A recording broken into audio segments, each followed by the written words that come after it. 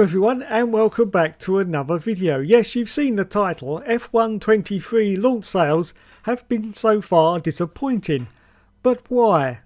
Let's have a look at the article first and then we'll discuss. Now that F1 23 has been out for a few weeks, sales data shows how the game is performing. Reviews for this year's F1 game were stronger than F1 22, but despite this positive reception and Formula 1 being more popular than ever, F1 23's sales are off to a slow start. Compared to F1 22, F1 23 sales are down by almost 50% in Europe. It's a disappointing launch for one of the biggest racing titles of the year. According to GamesIndustry.bz, Europe sales for F1 23 were down almost 47% last month compared to F1 22 during the same period. PS5 was the most popular platform, accounting for just under 65% of sales. Just over 22.5% of sales were on Xbox Series X. Confusingly, the report then states 12.5% of sales were on the PS5. This could be a mistake and instead it could be referring to PS4 sales, but Xbox One sales are not mentioned. Surprisingly, the report goes on to say that only 0.03% of F1 23 sales were on PC last month. Data from SteamDB shows F1 23's player numbers peaked at 13,302 last month on Steam compared to F1 22's all-time 25,000 player peak. By contrast, F1 22's launch sales were 23% higher than F1 2021 in Europe, according to VG Charts. F1 21's sales also performed well above expectations, according to EA.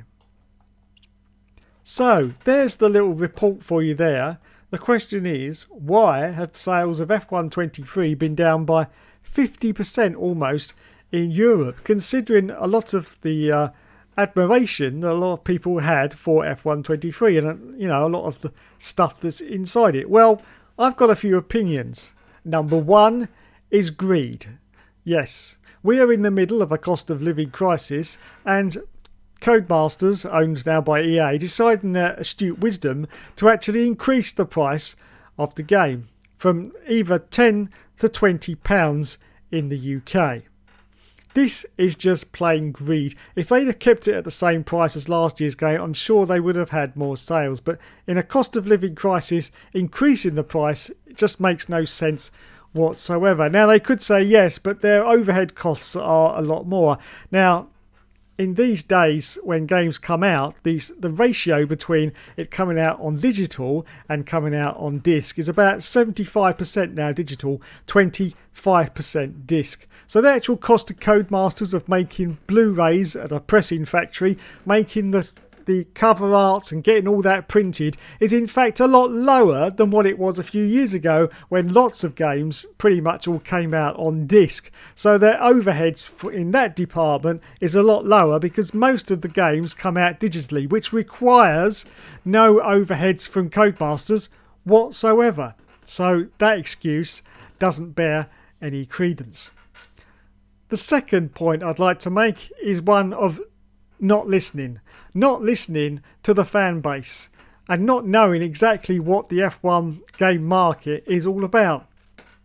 Now, there are two types of people that play the F1 games. Sometimes they do join together, but basically there's one group of people that only plays the game online and they very rarely play the career modes. They might pick it up and maybe do half a season, but after that it's not something they do. Then there's the other half of the spectrum, which is the people, the die-hard career mode players who very rarely play online. Now, as I say, in a lot of situations these two groups do mix together and you do get people who play the career modes and play online as well, but fundamentally these two groups are pretty much separate, and this is something that Codemasters didn't think about when they made F1 23, because disappointingly they tried to go 100% for the online aspect of the game, completely forgetting about that other 50% of core players who play the game basically not online, just as a career mode. And because of that, they made pretty much no alterations to the career mode on F1 23, which has disappointed a lot of people. There's a few little tweaks here and there, but the actual career modes are pretty much carbon copies of what they were last year. So that's basically the problem. The other problem is they put too many of their eggs in one basket, mainly this F1 World, which has turned out to be pretty much a complete flop.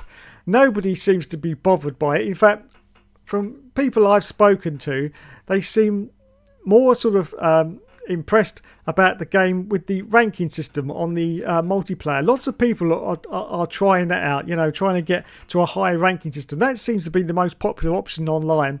F1 World, certainly, even though it is pretty much completely online, it's certainly not something that people are playing religiously and not something that they really like. And I think, they put too much emphasis on this, and because of that, they took their eyes off the ball. They should have made some improvements to the basic career mode, the driver career mode, and the My Team, which they haven't done.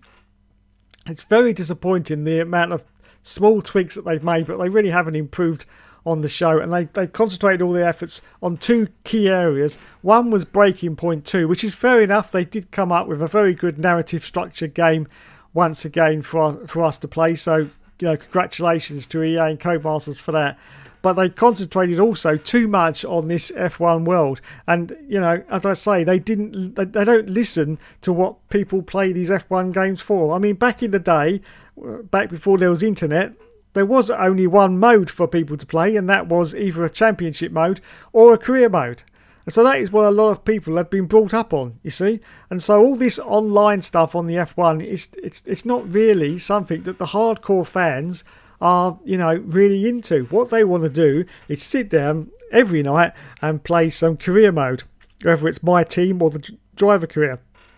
And the fact that it's almost a carbon copy of last year's is very disappointing indeed. So yeah, so that's my 2 points on why the sales have been disappointing. The game in itself it's okay. It's certainly better than F1 22 in the handling department, especially if you're on a pad. The handling is a lot better. You don't have to have full traction anymore, which on a pad you really needed, because the way the car would spin out with pretty much no warning. There was no feel in the car last year if you were on a pad, and it would just spin pretty much with no warning, and that frustrated players so much that most of them just resigned to using full traction during races, because it was really the only way to play the game. So that's been improved.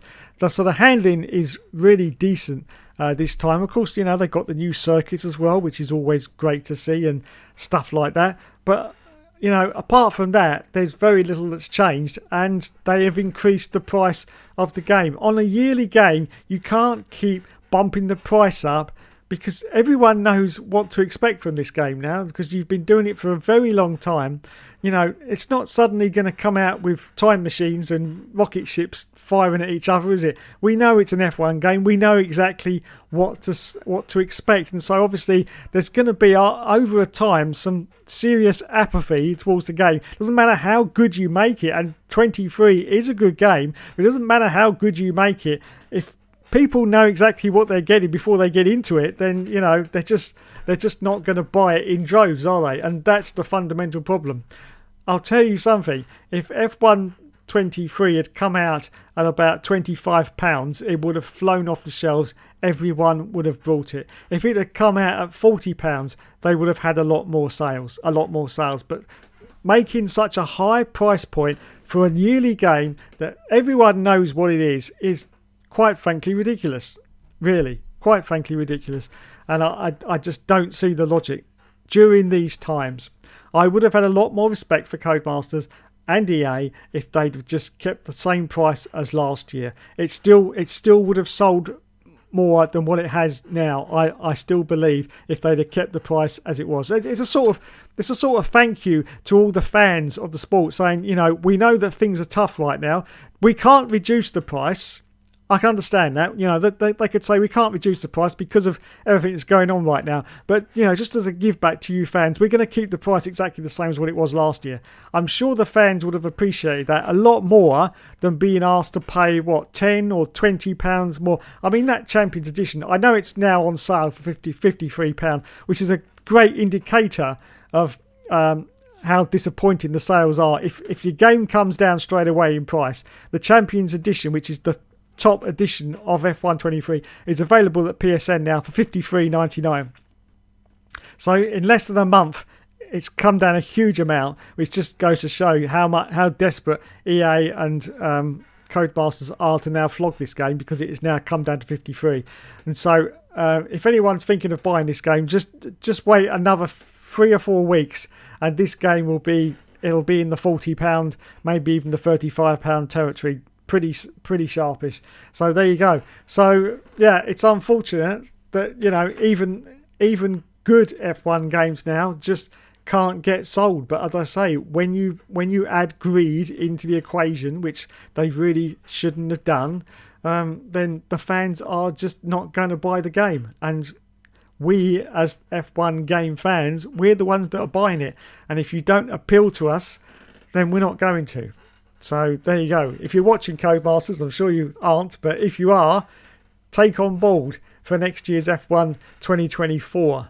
That, as I say, if you keep increasing the price, and as I say, you know, their overheads is ridiculous now with 75% on digital markets. It's ridiculous to say that we've had to increase the price now. That's just a stupid way of doing it. Yeah, all right. You may have had to have spent a little bit more on the CGI and the motion capture work for the Breaking Point series, but that still does not justify £20 extra for every single copy of this game being produced. There's no justification for that. You should have just kept the price exactly what it was, and you could have made a statement about saying that as well. You could have said, yeah, you know, we understand things are tough right now, so we're going to hold the price. And everyone, I think, would have appreciated that a lot more than just slapping extra cash on it and hoping that everyone's going to buy it. Well, clearly from these sales figures, everyone didn't buy it. So that's been an epic fail for EA and Codemasters. And hopefully for next year, they will take that on board and possibly bring the price down again. Let's hope so anyway. Thanks so much for watching, everyone. You've been awesome as always. What do you think in the comments about the disappointing sales for F1 23? Do you think it was a bit of a wolf in sheep's clothing? Do you think it was hyped up so much that in fact after you've got on the game for about a week, you suddenly decided it's really not as great as you thought it was? Let me know in the comments. Thanks so much for watching, everyone. I'll catch you in the next video.